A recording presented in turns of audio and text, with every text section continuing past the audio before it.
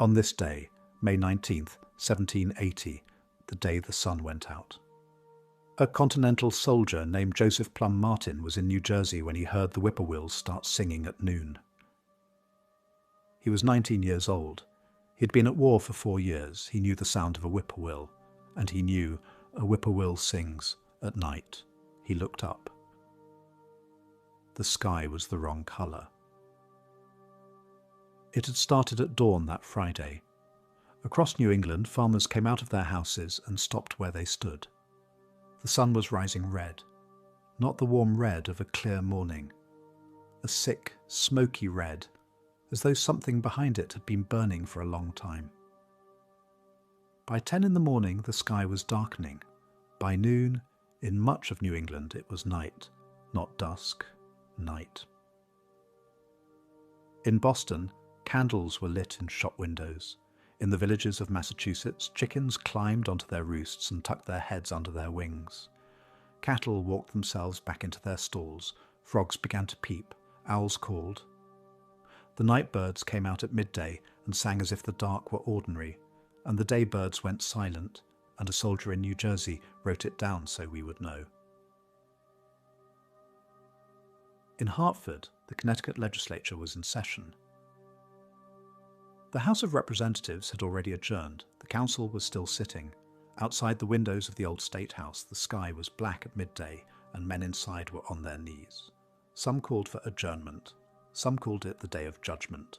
A councillor named Abraham Davenport rose. The exact words we have come from a chronicle written 50 years later, so treat them gently. But the substance is this. He said the Day of Judgment was either coming or it was not. If it was not, there was no reason to adjourn. If it was, he would rather it found him doing his duty. He asked that candles be brought. They brought the candles. The council sat on through the dark. They debated bills. They voted.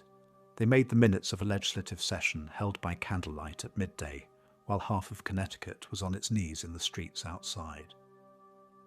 By the time the candles guttered, the day was finally turning to its proper night, and the men in the chamber stood up, gathered their papers, and went home for supper. The dark held all afternoon. At 4 in the afternoon there were flashes in the sky like the northern lights, in the wrong place and the wrong season. By evening it should have been growing dark anyway.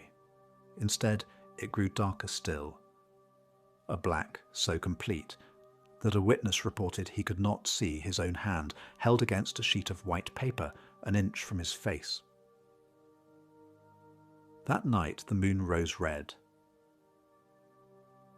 People who had never agreed on anything agreed it meant the end of the world. The newspapers in the following weeks filled with theories, a blazing star passing between the sun and the earth, sulphurous vapours rising from the long winter snow, the sins of New England called home for reckoning. One Massachusetts farmer wrote that backsliding New England should attend to the things that belonged to its peace before they were hidden from its eyes forever. They were not hidden. By the middle of the next night, the dark lifted. The sun came up on Saturday morning, and the world had not ended. What had happened was this. 228 years later, scientists reading the growth rings of trees in Ontario found scars from enormous forest fires burning in the spring of 1780. The smoke from those fires drifted east, settled into a low fog over New England, and put out the sun for a day. The cause was prosaic. The experience was not. Joseph Plumb Martin lived to be 90. He wrote his memoir as an old man, decades later, and the day still went into it, the night the whippoorwills sang at noon. The fowls went to their roosts. The candles were brought. The council sat. If you enjoyed, please like and subscribe. Thank you.